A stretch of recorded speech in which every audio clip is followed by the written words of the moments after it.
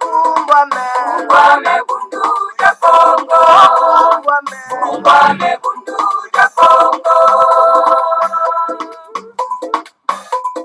Kumbame bundu ya Kongo. Kumbame bundu ya Kongo.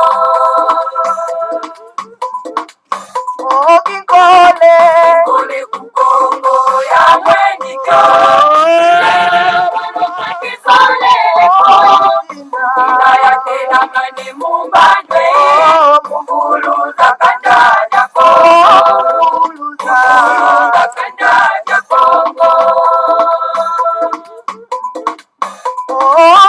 Ina kukongo ya mweniso.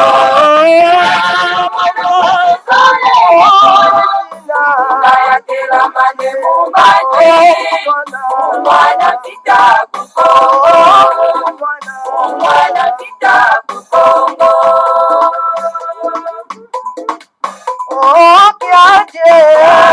Kukongo ya mweniso. Nayatela mane mumbande. Mungomba kanda ya Kongo. Mungomba kanda ya Kongo. Kukongo ya mweniso.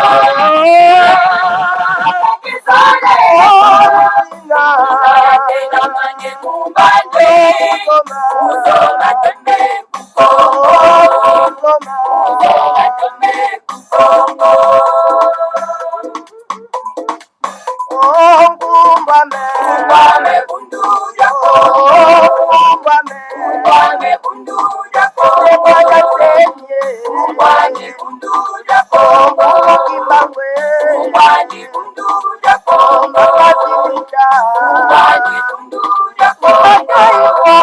Kumbame bundu ya Kongo. Kumbame bundu ya Kongo. Kumbame bundu ya Kongo. Kumbame bundu ya Kongo. Kumbame bundu ya Kongo.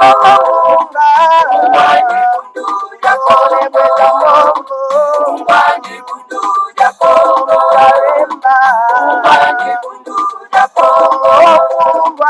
Kumbame bundu ya Kongo. Kumbame bundu ya Kongo. Kumbame bundu ya Kongo. Kumbame bundu ya Kongo.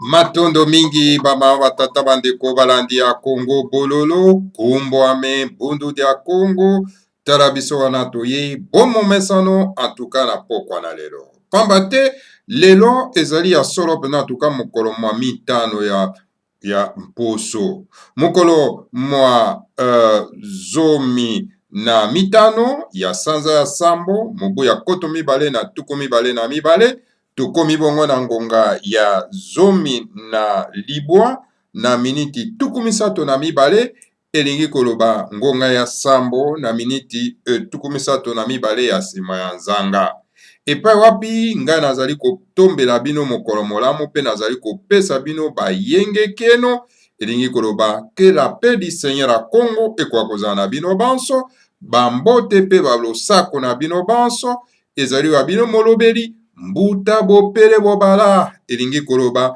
malamu koloba moko ya etuka ya bangombe na Grand Équateur. Alors bama batata bandeko balandi ya Kongo bololo esengo ya kokutana na bino bomo mesano lisusu na pokwa na lelo mpona ete tokoka solo mpena tuka komanola mai oyo namemeli bino na pokwa na lelo. Alors nakosenga na bino bokoka koprete attention bolanda biso na bokebi nyonso na mai oyo namemeli bino na pokwa na lelo.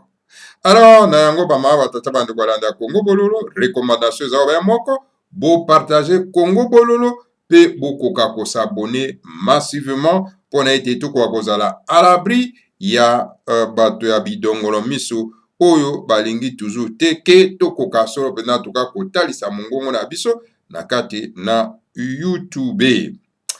Alors na yango tokosola nini lelo bama batata bandeko balandi ya Kongo bololo toza na bino mpona 30 minutes seulement. Lelo ezobe motuna toye kotuna awa. Motuna tozali kotuna awa ezali motuna oyo le grand maître Nemwanda Semi atunaka pe. Pamba te tokendaki na archive ya le grand maître Nemwanda Semi po tokenda kozwa motuna wana. Pona nini motuna oyo tokotuna? Alors bokozwa ndimbola nango na tango oyo tokosala développement. Alors motuna ezali nini? Qui sabote le travail de notre archange? Nani oyo azali ko sabote solo pena mosala ya mokengeli na biso. L'archange na biso ezali Nemwanda Congo. Ou azali le génie superviseur ya race noire. Nani oyo azali ko sabote mosala na ye? Pamba te le grand maître Nemwanda Semi azali ntumwa na Nzambe. Azali un enseignant, l'instructeur divin. C'est-à-dire que un enseignant ya tata Nzambe ya Pungu Tulendo. Po Nzambe ya Pungu Tulendo azali na un grand plan pour l'Afrique centrale. Afrique kachopa ya kati pe kachopa mobimba pe baindo nyonso bazali na likama. Po bana na ye mosusu ya tata Nzambe ya Pungu Tulendo ya Congo bazwa baindo na otage. Alors na yango tata Nzambe ya Pungu Tulendo azali na plan oyo alingi alongola baindo na pasi wana po bazonga na esika na bango. Po ete bako kolongwa na pasi wana esengeli tata Nzambe ya Pungu Tulendo le seigneur à Congo akoka kotinda son enseignant, son professeur aya ko éduquer, aya kotangisa bana na ye oyo baza ko souffrir o bazwa bango na otage na bana na ye mosusu, c'est-à-dire bamindele.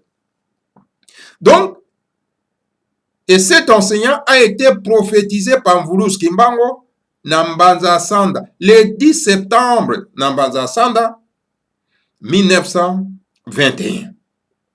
Et papi Mvulus Kimbango alobaki yakei kasi akosenga solo pena na bakulu na mazulu na mokila molimo na le seigneur à Congo bakoka kotindela biso solo penda elongi, c'est-à-dire un enseignant divin, mulakisi ya tata Nzambe ya Pungu Tulendo po aya kolakisa biso, aya koteya biso la mystique Congo pe a codifier le livre sacré de la race noire. Et cet instructeur divin esengela kwa kobotama na libota moko pona ete akwa kobanda mosala na ekuna po mosala wana s'étendre na kachopa mobimba pe na kachopa na Afrique centrale mobimba na kachopa mobimba pe na mokili mobimba. Alors cet instructeur divin oyo Mvulus Kimbango apesaka biso elaka po alobaki ke tolanda cet instructeur, tolanda cet enseignant, parce que ye auti directement et pas le Seigneur à Congo. C'est un grand enseignant. Alors il y a quoi enseigner biso pour na ko préparer le chemin pour bato bazwa mateya wana. Pour tango bakozwa mateya wana pour na ete le grand justicier mondial akoya pour na ete bako akoka solo pena tuka ko mettre l'ordre na mboka na biso. Pour na ete muto moindo azonga na place na ye abanda siko kokela abanda kotonga pour na ete botosi la réconciliation des races et koka solo pena tuka kozonga. Pour bana mabunga babebisa bato babungisa bato, alors donc esengeli un grand justicier mondial akwakoya pour na commettre ordre. Alors yango wana donc l'instructeur du Sud, le professeur du Sud, langue ya Congo. Quand on dit langue ya Congo, cela veut dire que l'instructeur du Seigneur à Congo, ya Tata Nzamba Pung Tulendo.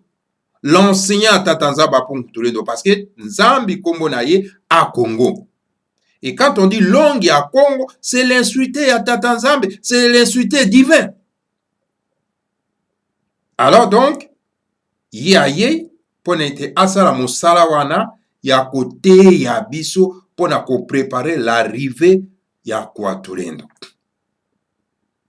Alors na yango ba mama tata bandeko, tango l'instructeur divin aye esengela kuta bato oyo bakoki kosunga ye pona mission wana ya makasi oyo ya kozongisa bato na mateya ya biso. Et alors, yako ya na maboko pamba, yaka maboko pamba. Ayaka na mbongo te. Ayaka na ndako te, ayaka na eloko te. Ayaka kukuta bato oyo bako accompagner na musala wana. Alors na yango, bama tata bandeko, esengeli sikoyo bato basala nini? Bakoka d'abord ko reconnaître que c'est un instructeur divin po bakoka ko sunga ye na mission wana pona ete akoka ko réussir na mission na ye de façon que le grand justicier mondial akoka koya po akoka kokuta déjà chemin ezali bien préparé, bien tracé. Alors na yango ba tata bandeko na Congo bololo. Alors yango wana esengeli biso tokoka solo pena en tout cas kosunga cet instructeur divin pona réussite ya mission na ye. Kosunga cet instructeur divin elingi koloba ke kosunga solo pena mosala ya Tata Nzambe Pung Tulendo po ezali bénéfique pona biso. C'est pour cette raison ba oyo nyonso tu baza ko manifester désir wana ezali te ke bazali kosunga les grands maîtres, ezali te ke baza kosunga les grands maîtres ne mwanda semi pona le bien propre na ye, mais au contraire baza kosunga nde mosala ya Tata Nzambe Pung Tulendo. Bazali na reconnaissance ya Tata Nzambe Pung Tulendo. Yango wana les grands maîtres ne mwanda semi a toujours dit que le Seigneur à Congo récompense toujours les bons travailleurs. Tango yo zali kosunga mosala oyo le grand maître ne mwanda semi aza kosala et tant que longue à Congo, l'instructeur du Seigneur à Congo oza kosunga donc le Seigneur à Congo pona ete akoka ko réussir plan na ye ya kozongisa baindo na esika na bango. Voilà bama tata bandeko balandi ya Congo bololo. Alors donc, dernièrement, le grand maître Nemwanda Semi a lancé un appel pour que bandeko na biso bazali na moyen bakoka solo pena en tout cas kosunga ye pona ko multiplier le Makongo qui est le livre sacré de la race noire. Ya komi Makongo oyo epai wapi ba dicté ye na mokili ya molimo akomi yango, mais sikoyo esengeli kotia yango sikoyo na mokanda na buku. Atie na buku, mais esengeli sikoyo akoka ko multiplier yango de façon que baindo bakoka kozala en possession na yango. Eza te ke ya komi mokanda ye lisusu aluka mbongo pona ko multiplier te. Ya komi mokanda, alors esengeli sikoyo biso tokoka so pena kosunga pona ete akoka ko multiplier yango baindo bakoma na possession ya mokanda wana pona ete tolongwa na bobungi oyo baya kobungisa biso. Yango wana le grand maître ne mwanda sema lansaka appel wana ya fond pona bandeko na biso o baza na ba moyen bakoka koya en aide basunga po ete œuvre wana ekoka kozwa réussite nango pour que ekoma na maboko ya baindo bakoka kokangolama. Mais alors ezalaki na ndeko moko oyo motema na ye etutaki mpe amanifestaki volonté wana ya kotinda photocopieuse, machine ya komultiplie makongo. Me kasi ndeko wana amanifestaki volonté wana atindi donc photocopieuse, ekomaki na Kinshasa, me ekomi na destinataire te, ekomi na destination na yango te, ekomi pa destinataire te.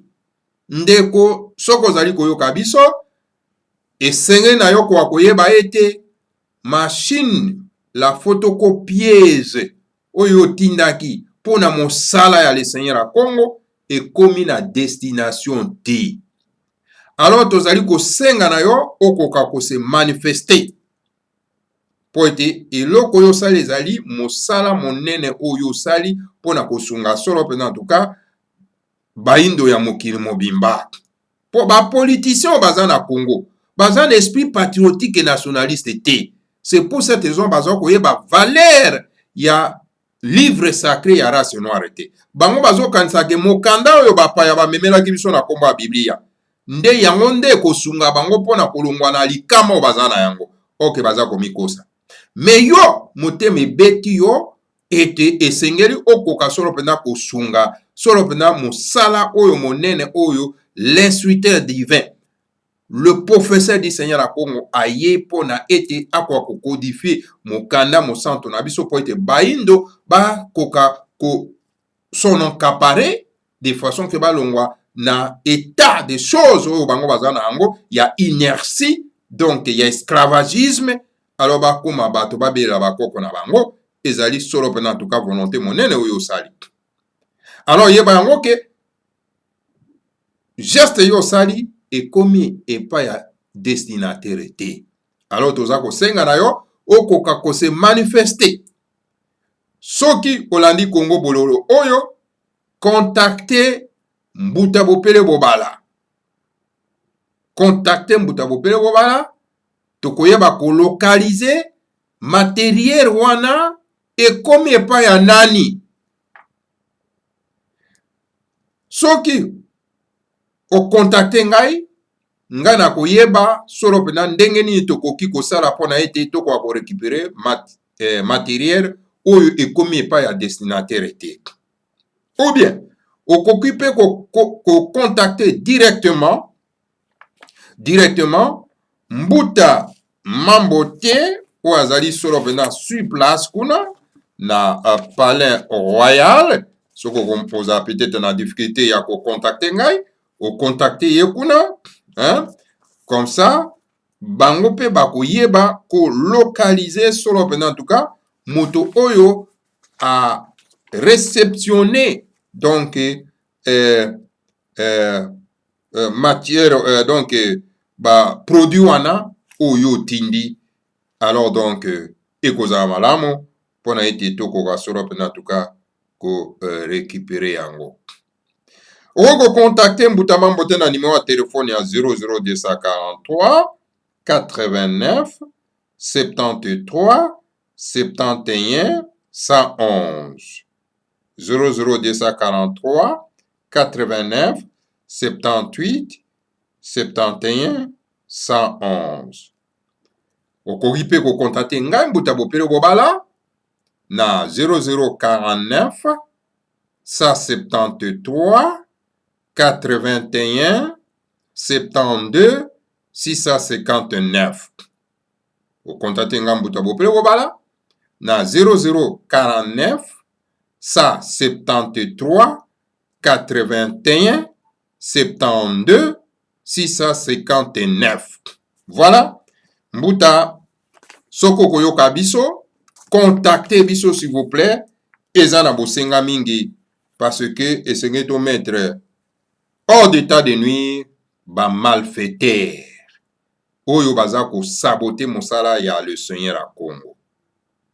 Voilà Mbuta ekoza malamu na bandeko na biso banso oyo bakolanda Congo bololo oyo bapartage yango na baimboka de façon ke ekomela ndeko na biso oyo amanifestaki la bonne volonté vraiment ya kotinda solo mpena en tout cas photocopieuse oyo ezali instrument monene matériel monene oyo ekopermettre solo mpena en tout cas to multiplier makongo le livre sacré. Mais ezali vraiment incroyable bama tata bandeko balanda Congo bolo. Les gens préfèrent bakenda kosombaka mokanda oyo mindele bamemelaki biso ya kombo ya Biblia oyo epa pe koti bango na esclavagisme. Botala mokanda wana. Mokanda wana ediabolize biso ba noir. Elobi ke non, biso soki tozali ba noir, c'est parce que ezali couleur ya malédiction.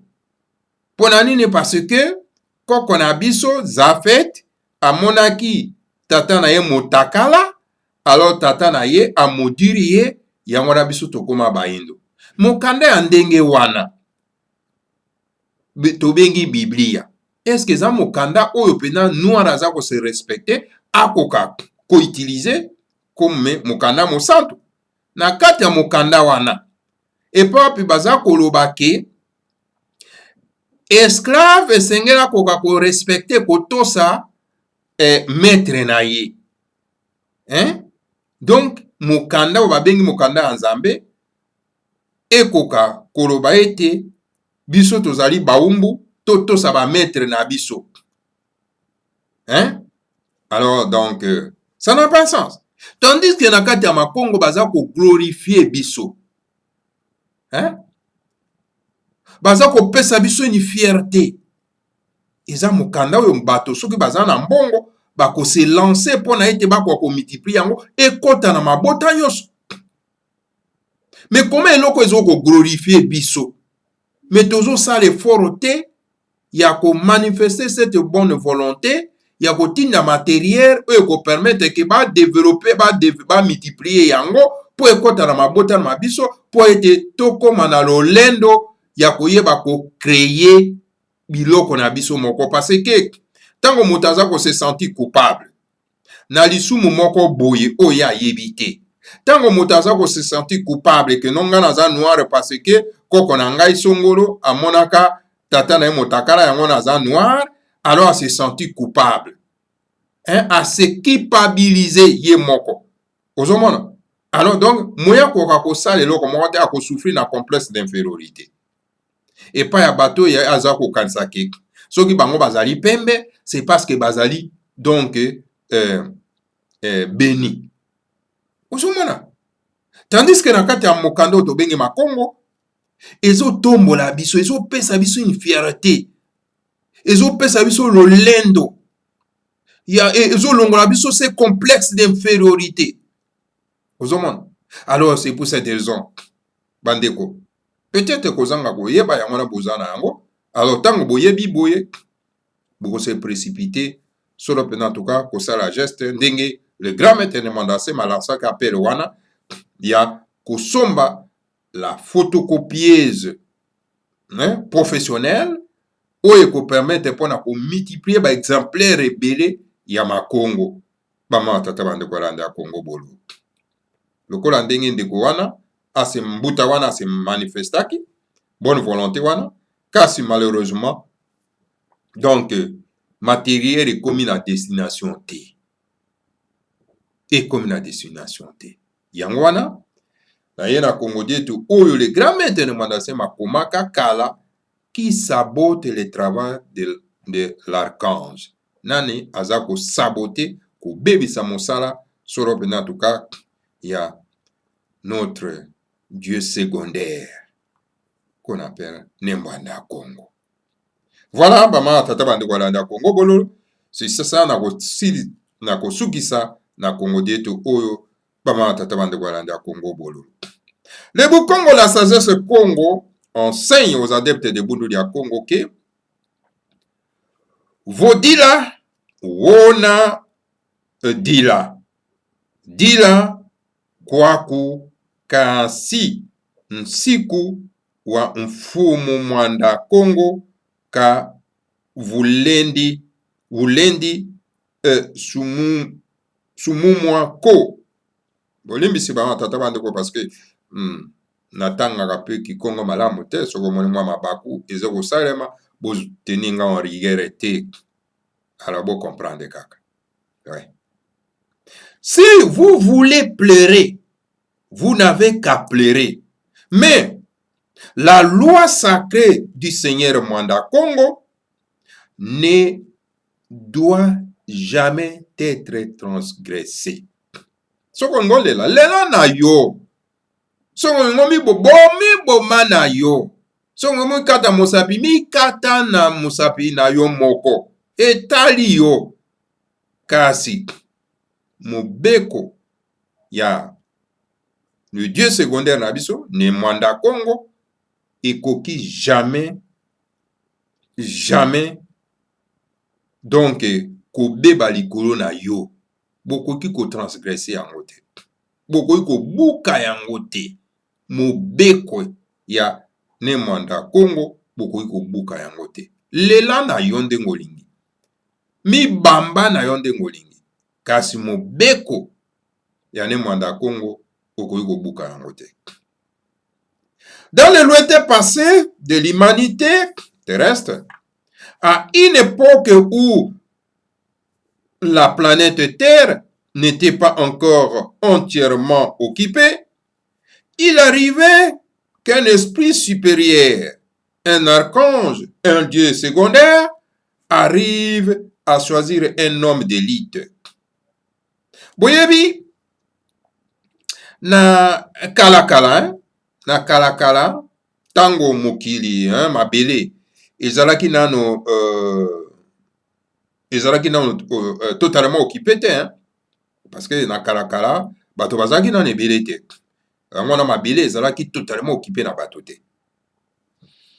Alors na tango wana il arrivait que esprit supérieur, c'est-à-dire un archange, c'est-à-dire un génie superviseur, un dieu secondaire, on peut le dire, ye aponaki solo pena, en tout cas muto ya solo penza, aponaki muto ya solo, un homme d'élite. Pourquoi aponaki muto ya solo un homme d'élite, un voyant, un clairvoyant? Pourquoi? Donc les contacts et demande à cet homme d'élite de prendre sa femme, ses enfants, ses biens et d'aller occuper une terre nouvelle, non occupée par ces hommes, d'aller y fonder un nouveau foyer. Yango wana donc, tango, le dieu secondaire à choisir un homme d'élite, muto atondi solo pena na bwanya pe mayele, akopona ye pe alobi na ye te zwa mwasi na yo bokenda solo pena tuka na bana no, bien sûr, bokenda na biloko na osu ya solo pena tuka ya ndako nyonso tu, bokenda solo pena tuka kokenda kokipe kovanda na mabele ya sika. Ekuna bato baza kuna te, terre eza vierge, bokenda kokipe yango.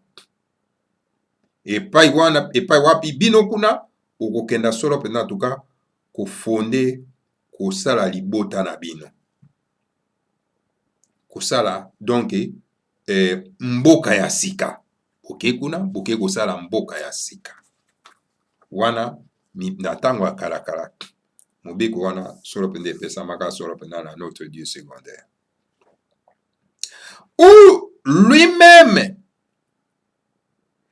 et toute sa descendance seront donc éduqués par cet esprit supérieur qui leur donnera une loi, un enseignement de sagesse et une tradition initiatique qui deviendra la base de la loi d'une nouvelle société, donc fondée par ces patriarches sur inspiration de cet archange, de ce génie, de ce dieu secondaire. Donc na yango ya kozwa bana na mwasi na ye na biloko na ye nyonso po ete akenda kuna na mabele ya sika kuna epai wapi badescendant na ye nyonso bakozala éduqué, bakopesa bango mateya na cet esprit supérieur, bakopesa ye mateya ya malamu oyo wapi bakopesa bango mibeko, bakopesa bango malako ya kitoko, bakopesa bango donc la tradition initiatique oyo epai wapi ekozala base ya mibeko ya sika ya mboka oyo ekozala solo mpena en tout cas fondé na paki par ces dieux secondaires, par l'inspiration à ces dieux secondaires. Et par qui? Par ces génies. Donc, le dieu secondaire. Donc, ya kozwa solo pena mibeko ya sika, bako prepare libota na ye, bako tonda na bwanya, bako tonda na sagesse, bako tonda solo pena na bolingo, bako tonda solo pena na bwanya ya kosakana te. Oyo ekozala solo pena tuka libota, oyo ekokipe solo pena tuka espace terrestre wana esiko wapi, bango bako koma motere ya développement ya mboka na bino. Et papi bato surtout bako landa pe bako yoka. C'est comme cela que sont nés certains peuples d'élite par un certain archange comme les Arias, les Mayas, les Béna Israël, les Béna Congo, etc. etc. Et yango wana en tout cas bama tata bande kwa landa Congo bololo nde esika wapi ebotamaka na ba peuple mosusu eli oto kaka le peuple eli babotamaka nde lolenge wana na un certain archange lokola ba exemple lokola ba Aria, ba Maya, ba Béna Israël, ba Béna Congo, bongo na bongo. C'est-à-dire que l'archange, le dieu secondaire, aponi libota moko, akei kopesa bango ba instruction, mibeko. Akoki kozwa mabota nyonso tu mbala moko te, eza mosala monene ya kozwa libota moko akopona libota moko apesi bango bwanya pe mayele bango bakokoma sikoyo modele mpona mabota nyonso etikali kokenda koyekola mibeko ya sika oyo l'archange apesi na libota wana. Yango monaki batolo libota lokola babena Israël, baria, babena Congo. Et parce que les Bénacons ont dirigé l'Égypte, l'équipe attaque. Voilà maman tataman de Kolanda Congo Bololo. C'est comme cela que les Bénacongo antiques ont reçu de la part de l'archange Mwanda Congo une sagesse Congo, une loi sacrée, une tradition Congo qui a distingué les Bénacongo par la supériorité de leur noblesse, de leur caractère, de leur sagesse, de leur efficacité au travail, de leur honnêteté. Yangwana omonaki mama tata bande kwa landa Congo bololo que babena Congo ya kala babena Congo ya kala bazwaka pena donc malako na pare ya ne Mwanda Congo bazwaka sagesse ya le Seigneur à Congo bazwaka mibeko mosanto donc yangwana bazalaki na tradition bokoko ya Congo oyo bandaki solo pena en tout cas ko distinguer bango donc na ba mabota mosusu oyo komisaki bango solo pena en tout cas donc na likolo bazalaki na noblesse na niveau ya caractère na lolenge ya kotaela mokili yango en tout cas bazalaki na nguya ya mosala pe na honnêteté. Ça babena Congo ya sikoyo te babebisa bango na ba colonisateur bapedre solo mpena en tout cas mibeko misantu mpo soki otangi biblia okomi abruti. C'est un livre qui abrutit les gens, alors que ce peuple qui était donc un peuple d'élite a été abruti par ces livres et amené par les colonisateurs, le livre qu'ils appellent les livres sacrés. Voilà les dangers. Voilà les dangers. Donc, l'honnêteté, ya koyeba kobatela eloko, l'honnêteté ya mosala eza esu te, esengeli kozongela cette honnêteté.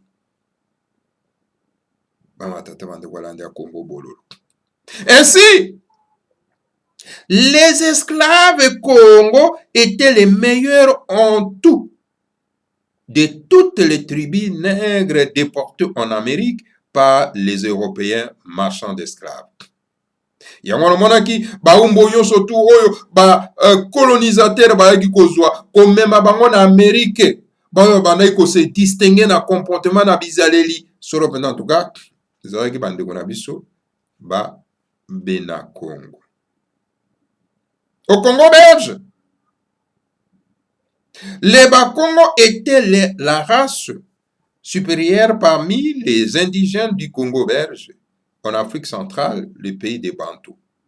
Na tango ya bacolonisateur Bakongo bandeki kose distinguer, bazalaki likolo koleka solo pendant en tout cas ba mabota mususu.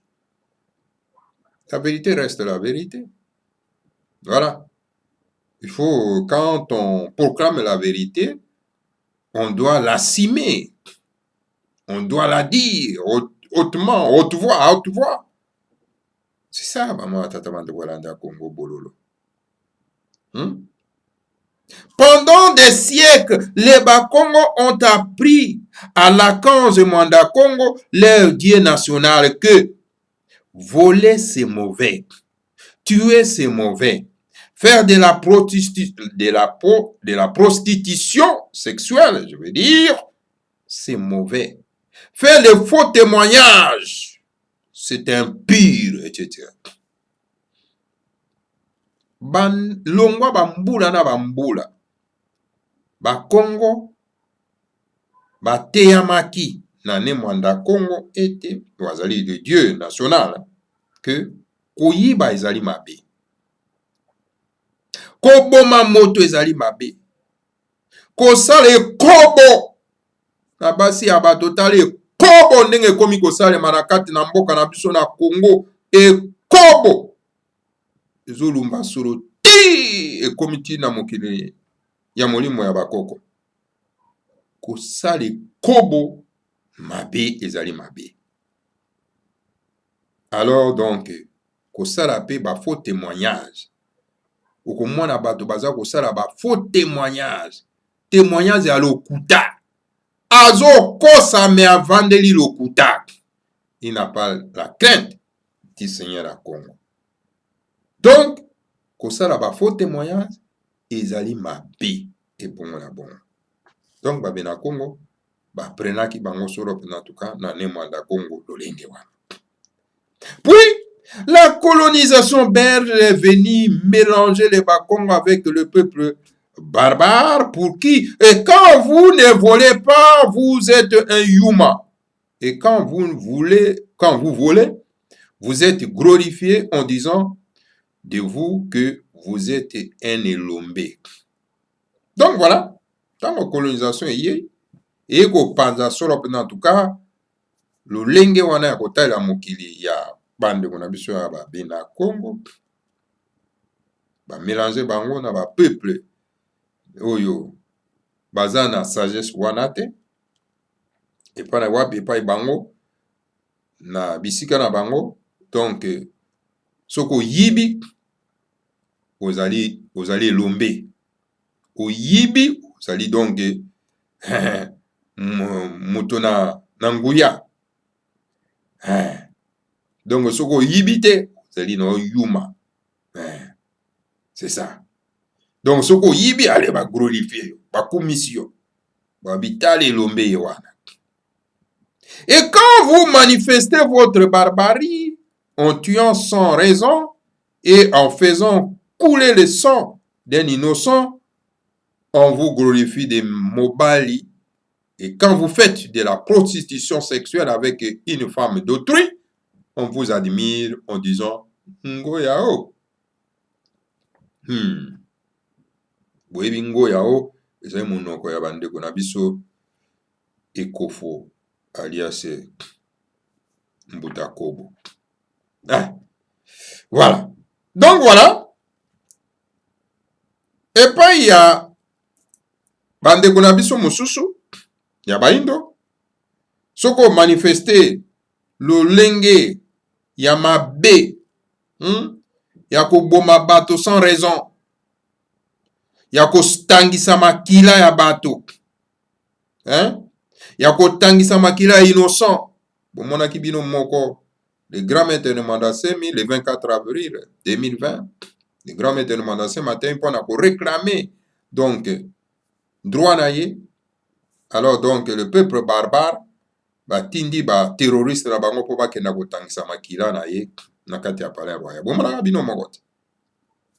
Bomonaka bino moko. Qui oubliera cette histoire? Voilà les peuples barbares. Bango wana baza na pouvoir, ba peuple barbare baza na pouvoir. Et ba barbare bakosoki basimbi pouvoir. Ezali pona nini? Pona ko assassiner, ko boma, pona bango ko boma. Il n'y a pas un problème. Kotangisa makila ya un touma, ce n'est pas un problème. Kotangisa makila ya un innocent, il n'y a pas un problème. Parce que c'est la notion des barbares. Des terroristes. Alors donc, pour na bango donc, osopi makila moto babengi ozali elombe oza mobali. Et tango yo ozali kosala ekobo, botala ndenge ekobo ndenge ezali kosalema na kati na mboka ya Congo et puis particulièrement na Kinshasa. Ah, wana balobi que non, en tout cas, ozali solo pena en tout cas, mobali ya solo solo. Kokenda kolala na mwasi ya moto. Ekobo na mwasi ya moto. Respect na mwasi ya moto eza lisusu te. Ozo linga mwasi ya libala. Mwasi ya libala oza kolinga ye. Mwasi ya moningo ozo kenda linga ye osaye na ye ekobo. Et pas na bango. Par le peuple barbare. Il n'y a pas un problème. Ah, kuna, okene na kati ya chambre. Oh, agangi alobingo ya oh. C'est ça la notion de peuple barbare. Les peuples qui n'ont pas appris la loi sacrée de la part du Seigneur, donc, Nemwanda Congo. Ainsi, pour l'archange Mwanda Congo, la colonie du Congo belge, où l'on mélange des peuples qui n'ont pas la même mentalité, et c'est une véritable folie. Nayango, l'archange Mwanda Congo, colonie belge. Ah, en tout cas, et pour appuyer baza ko mélanger ba peuple mususu o boza na bango mentalité mon côté. En tout cas, ezali vraiment liboma. Eza vraiment liboma. Car on y étouffe la bonne graine. On y faisant proliférer la mauvaise herbe. Les ténèbres, la barbarie, la sauvagerie et l'impudicité, le génocide, l'assassinat, etc., etc. Na yango, na modèle wana, ya comportement wana, ya ko mélanger bato, o bazali na mentalité mon côté, donc, boza ko étouffer, bambuma kitoko ekoka soro pena tuka, kobima.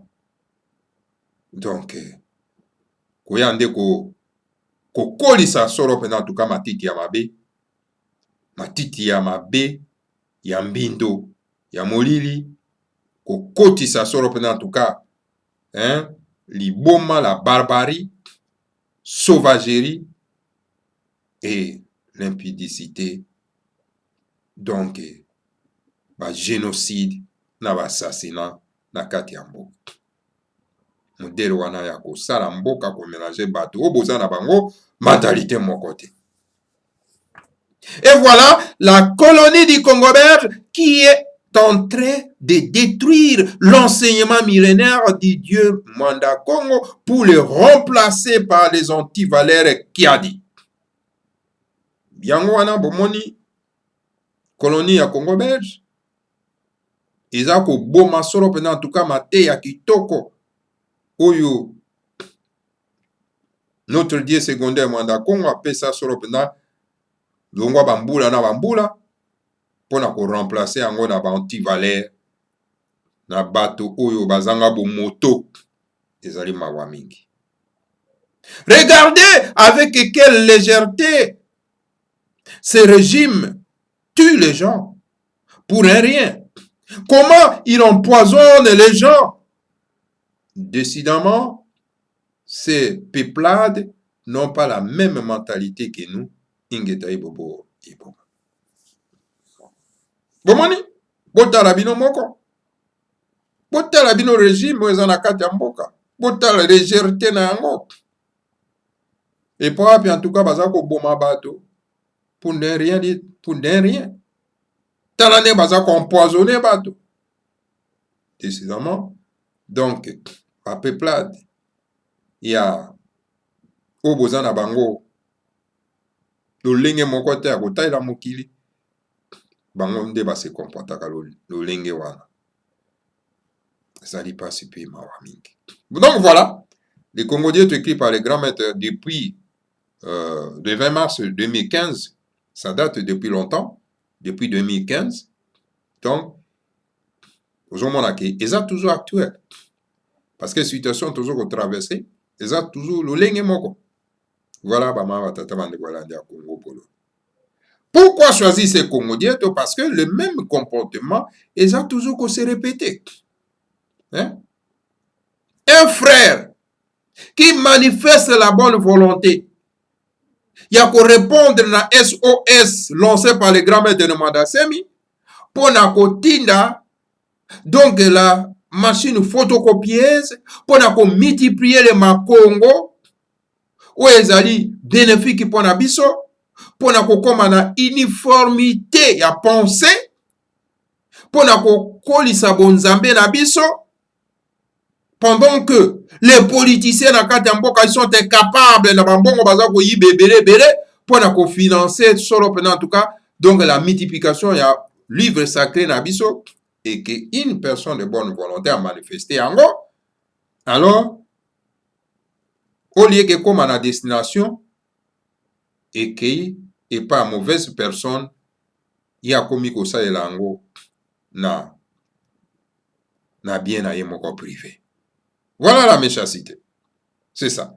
Yango tozo senga na bino oyo nyonso a manifestaki cette volonté ya kotinda machine wana yeba yango ki e comité manifester bengangai mbuta bobele bobala na numéro de téléphone 0049 173 81 72 659 comme ça toyeba ko localiser matériel wana machine photocopieuse wana ezali pa ya nani e komaki na maboko ya nani poto kwa koyeba ndeko manifestez-vous contactez ngai pour être tout kwa ko localiser cette mauvaise personne ou asali coup d'état wana.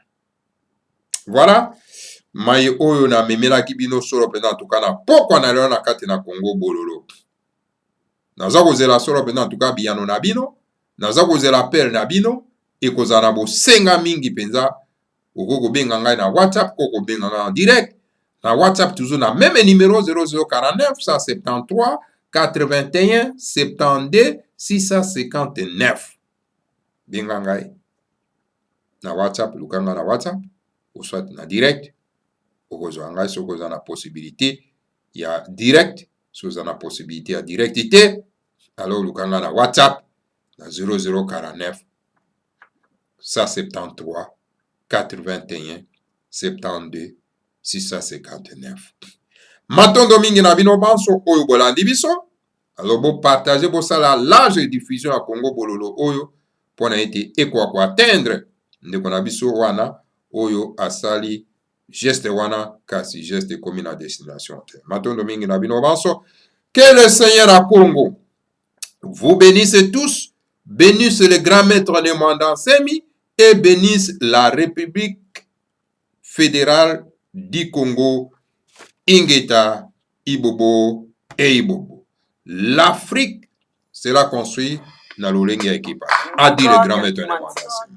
Afrika jampa di finamene tuwa kabu dia bakeluba Uluzororo watanda wa Mungu tuleno Makanda mava musoma kutuka yozama Osaweni na ninga masina makikulu Kongo ya kutuka Kongo Uluzororo watanda wa Mungu tuleno Makanda mava musoma kutuka yozama Osaweni na ninga masina makikulu Kongo ya kutuka Kongo Afrika ya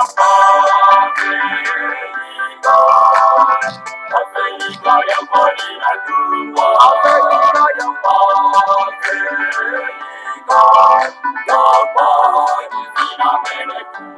Afrika ya Afrika ya polina tumbo Afrika ya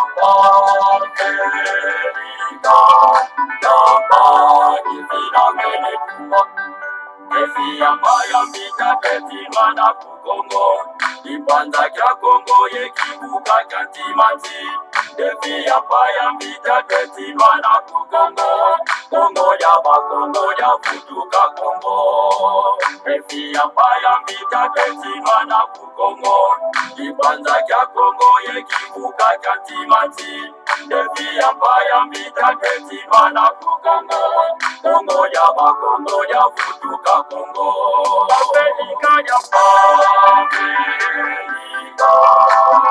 Afrika ya polina tumbo Afrika ya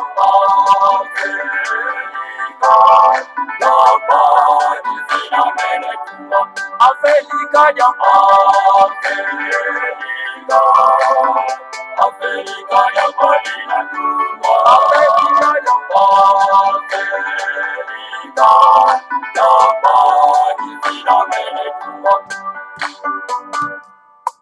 Zakuna ndanduza zozina katulwa Ulusololwa batata mapungu tuleno Sikumi azoneza kwanza zinatungwa Yevuka na ukivuka chantimati Zakuna ndanduza zozina katulwa Ulusololwa batata mapungu tuleno Sikumi azoneza kwanza zinatungwa Yevuka na ukivuka chantimati Afrika ya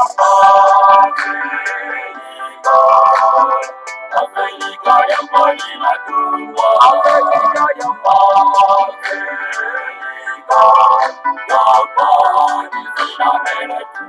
Afrika ya Afrika ya polina tumbo Afrika ya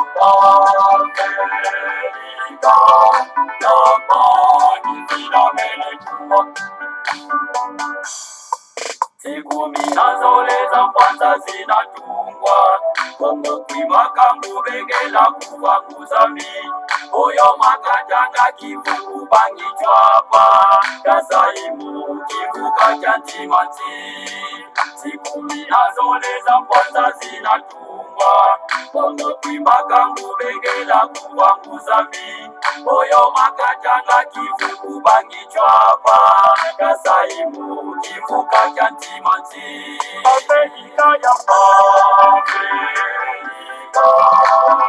Afrika ya polina tumbo Afrika ya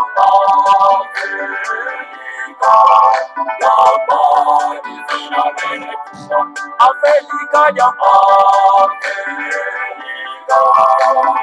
Afrika ya polina tumbo Afrika ya